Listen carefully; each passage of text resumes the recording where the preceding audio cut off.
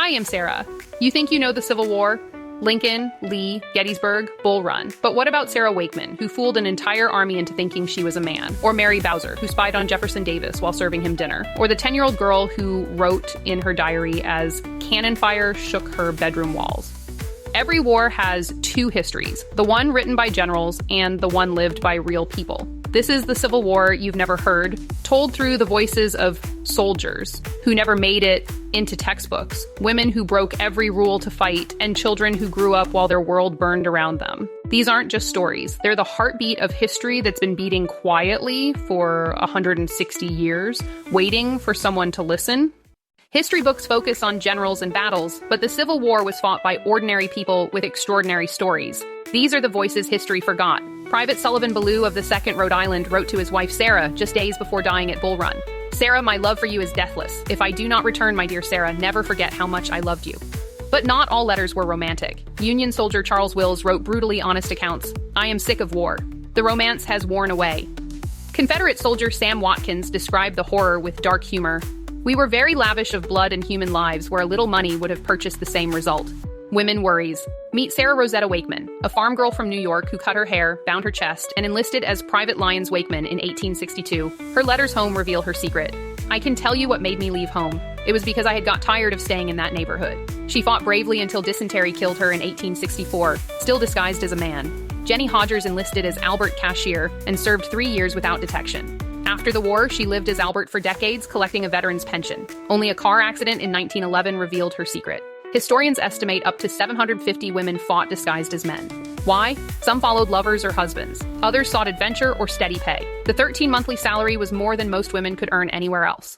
If you guys like these videos, I would super appreciate it if you could give me a like and subscribe, for as you know, that helped me out the most. Thanks, guys. Slave spies. While textbooks barely mention it, enslaved people created the Civil War's most effective spy network. Harriet Tubman didn't just run the Underground Railroad, she became a Union spy and military leader. In 1863, she personally led a raid that freed over 700 enslaved people in South Carolina. Mary Elizabeth Bowser worked as a servant in Confederate President Jefferson Davis's mansion while secretly passing Union intelligence. Her photographic memory allowed her to read documents and report troop movements. Davis never suspected the woman serving his dinner was helping destroy his cause. Technology changes everything.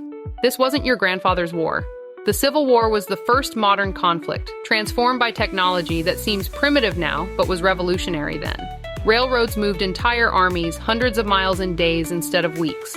The North's 22,000 miles of track versus the South's 9,000 miles wasn't just a number, it was a death sentence for the Confederacy. The telegraph meant Lincoln could communicate with generals in real time. For the first time in history, a president could manage battles from Washington. When Grant captured Richmond, Lincoln knew within hours, not weeks. New weapons made killing more efficient and horrifying. The Minié ball could shatter bone at 500 yards. Repeating rifles let soldiers fire multiple shots without reloading. Doctors hadn't caught up. They were still sawing off limbs without anesthesia. Life on the home front. While men fought, families struggled to survive. In the South, inflation made Confederate money worthless. A pound of butter cost $25, more than a soldier's monthly pay. Children went barefoot because there were no shoes. 10-year-old Carrie Berry of Atlanta wrote in her diary during Sherman's siege, "We can hear the cannons and muskets very plain, but the shells we don't hear so often. I hope by night it will stop." Northern families faced different hardships. With fathers and sons gone, women ran farms and businesses. Children as young as 10 worked in factories to support families. The war didn't just change soldiers, it transformed everyone it touched. Conclusion.